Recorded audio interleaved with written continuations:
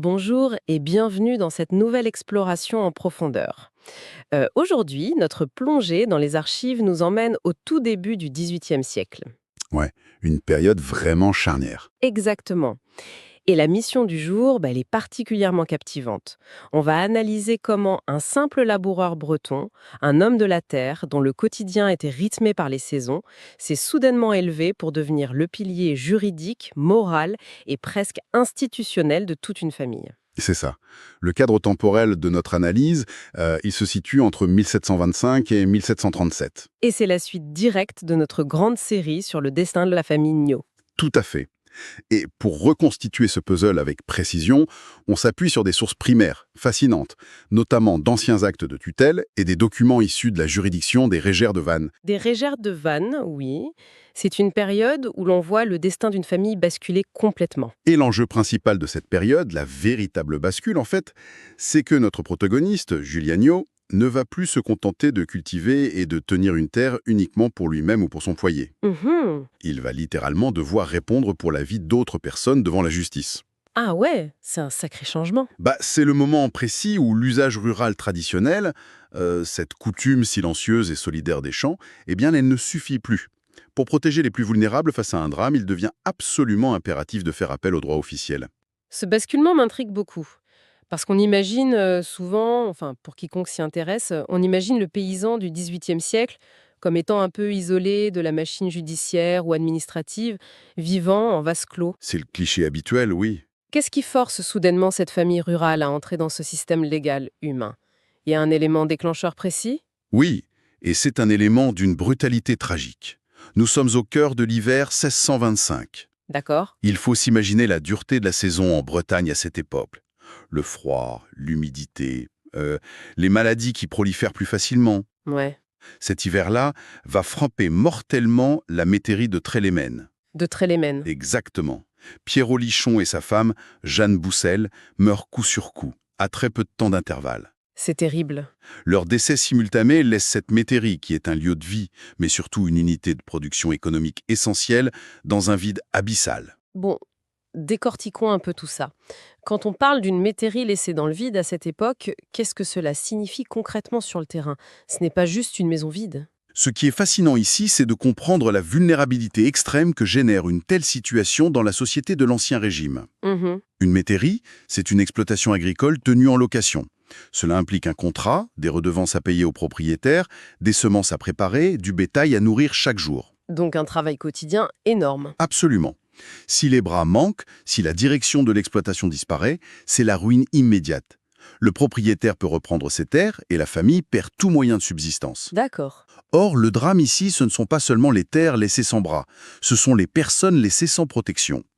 Pierre et Jeanne laissent derrière eux 2 filles. Des enfants? Oui, Jeanne, qui a environ 18 ans à ce moment-là, et Marguerite, qui n'est encore qu'une jeune enfant. C'est une situation vraiment glaçante quand on y réfléchit. On a donc une jeune fille de 18 ans et une enfant seule au milieu de l'hiver à la tête d'une exploitation agricole. Tout à fait.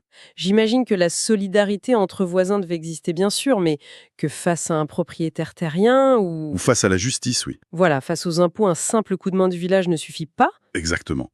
Et c'est là que votre remarque sur l'entrée dans le système judiciaire prend tout son sens. L'absence soudaine des parents n'est pas qu'un drame affectif. C'est autre chose. C'est un véritable séisme juridique et social. Sans parents majeurs à la tête du foyer, les coutumes locales, ces habitudes tacites qui régissent le quotidien des paysans ne suffisent absolument pas à protéger ces enfants. Ni à conserver les baux des terres qui leur reviennent, j'imagine. C'est ça. La loi exige alors une réponse formelle pour éviter que ces orphelines ne deviennent des vagabondes ou ne soient spoliées. Elle impose ce qu'on appelle la mise en place d'une tutelle. Et qui prend cette décision? La communauté, et plus spécifiquement la parenté élargie, n'a pas le choix. Elle doit agir, s'organiser, et elle doit le faire très vite pour empêcher un effondrement total du patrimoine et de la famille. C'est là que l'organisation de la société de l'époque se montre redoutable d'efficacité? Pour quiconque s'intéresse à la logistique du XVIIIe siècle, les sources sont éloquentes. Ah oui, très éloquente. Le 1er décembre 1725, une grande convocation officielle est lancée. Toute la famille élargie converge. On imagine bien la scène. On imagine les chemins creux, le froid de ce début d'hiver.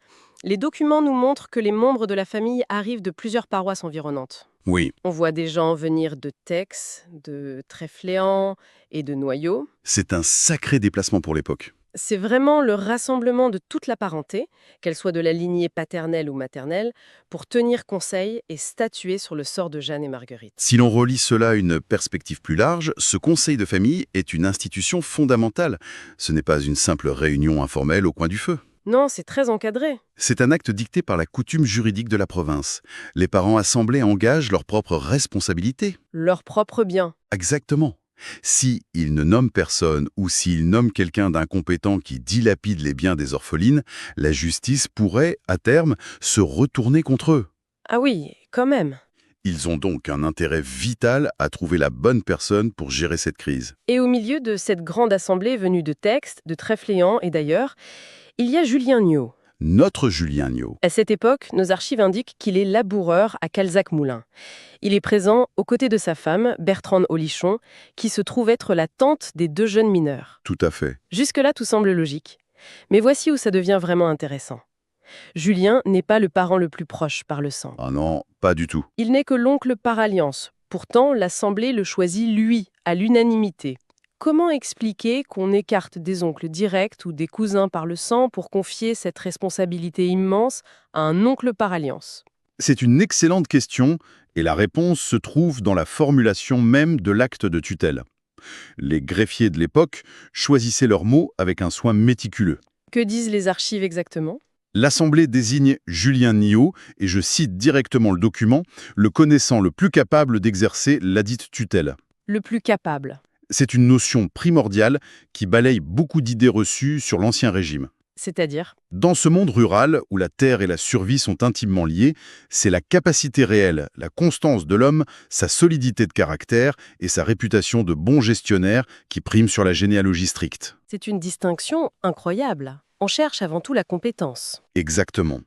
Pour bien se représenter la chose avec un regard moderne, c'est un peu comme si une entreprise familiale perdait subitement son PDG fondateur et se retrouvait au bord du gouffre. C'est une très bonne analogie. Le conseil d'administration ne va pas forcément choisir le jeune neveu inexpérimenté juste parce qu'il porte le même nom de famille. Il va chercher le directeur technique taciturne, celui qui est peut-être là par alliance, mais qui a les épaules assez larges et qui connaît parfaitement le terrain pour sauver la boîte. Le pragmatisme l'emporte sur la tradition sanguine. D'ailleurs, les documents judiciaires vont plus loin. L'acte précise que Julien devient non seulement tuteur, mais aussi curateur des biens présents et à venir des filles. Arrêtons-nous une seconde sur ces termes. Le document précise tuteur et curateur. Pour qu'on soit bien clair sur l'aspect légal, quelle est la nuance juridique exacte entre ces 2 fonctions au XVIIIe siècle? C'est très codifié. Pourquoi la loi prend-elle la peine de distinguer les 2? C'est une distinction fondamentale en droit ancien. Le tuteur est celui qui a la charge de la personne physique. Donc l'humain. Voilà. Il est responsable de l'éducation des mineurs, de leur entretien quotidien, de leur sécurité morale et physique et de leur placement. Leur placement pour travailler? Oui, par exemple, pour leur apprendre un métier ou les placer comme domestiques dans de bonnes maisons.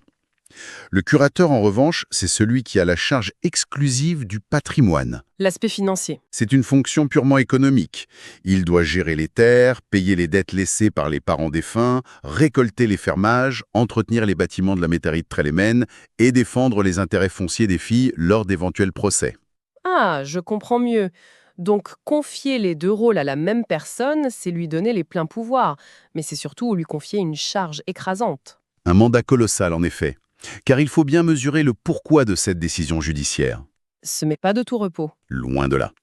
Accepter ces charges sous l'Ancien Régime n'a rien d'un simple titre honorifique qu'on accepte par politesse lors d'un repas de famille. C'est un fardeau légal terrifiant. Julien devait rendre des comptes. S'il gère mal les biens, s'il fait faillite, il est personnellement responsable sur ses propres deniers. Sur sa propre ferme? Oui, son propre patrimoine à Calzac-Moulins pourrait être saisi pour rembourser les pertes subies par ses pupilles.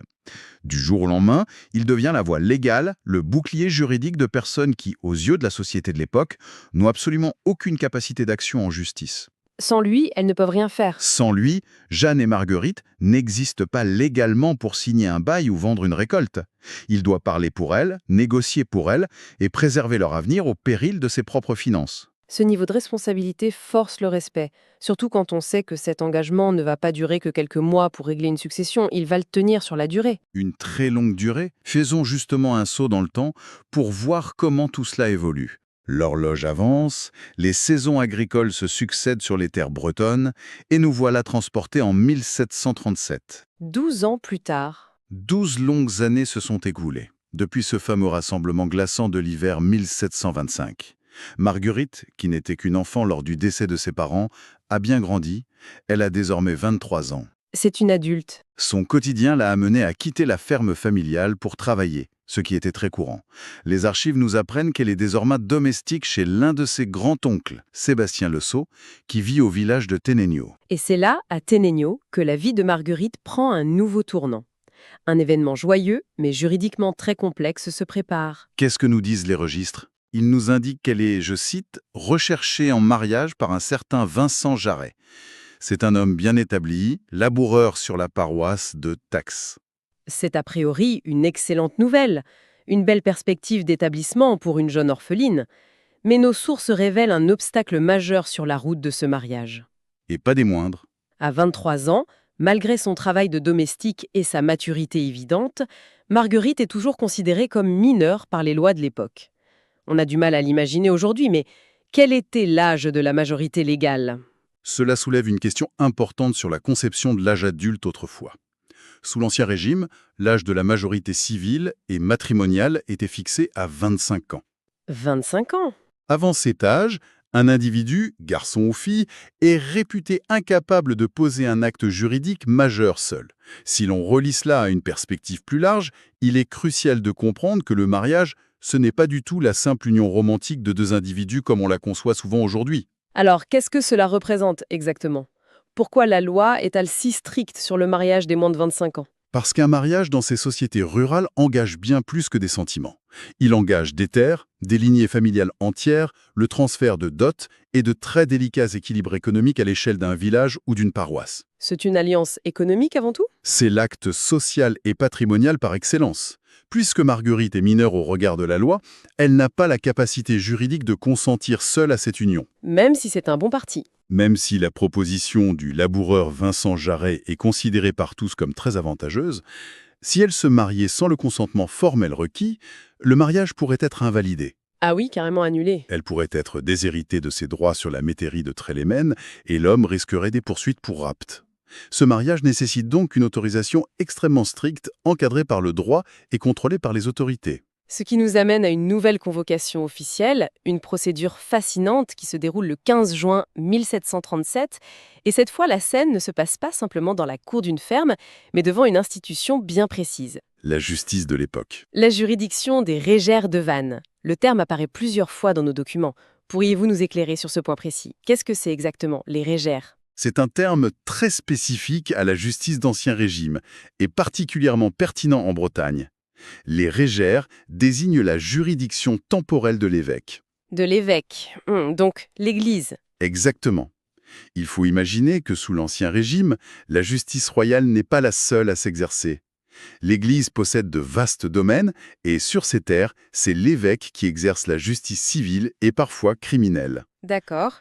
Vannes étant un évêché puissant, sa juridiction des régères règle d'innombrables questions du quotidien pour les habitants de ses fiefs. Comme quoi, par exemple? Les litiges fonciers, les successions et bien sûr la validation des conseils de famille et des tutelles. C'est devant le juge de cette cour ecclésiastique que la famille doit se présenter pour valider le mariage de Marguerite. Merci pour cet éclaircissement. Ça rend la scène beaucoup plus vivante.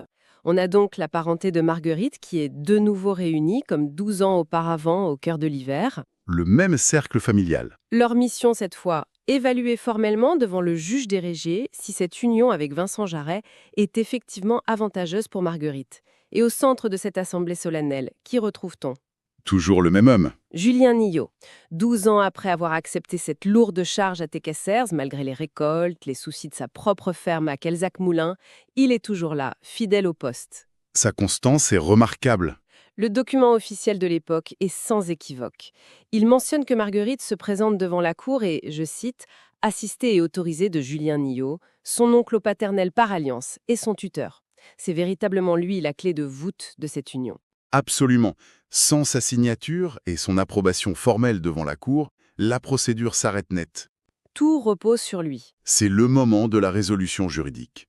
La justice des Régégères, après avoir entendu les membres de l'Assemblée, évalué la situation financière de Vincent Jarret et surtout recueilli l'accord formel du tuteur, décrète le mariage.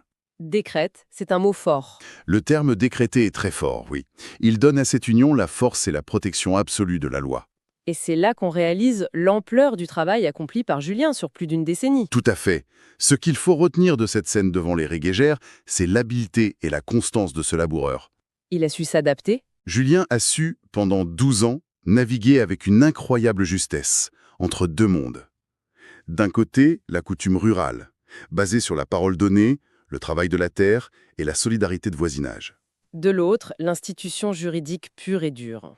Avec ses exigences comptables, ses tribunaux et ses décrets formels. Ce qui est véritablement remarquable, c'est qu'il n'a jamais utilisé le droit et son statut de curateur pour dominer ces jeunes femmes, s'accaparer les terres de Tréléman ou en tirer un profit personnel abusif, ce qui arrivait malheureusement assez souvent à l'époque. C'était une tentation courante. Au contraire, il a utilisé la loi comme un outil, un bouclier, pour sécuriser un passage de vie fondamental pour Marguerite.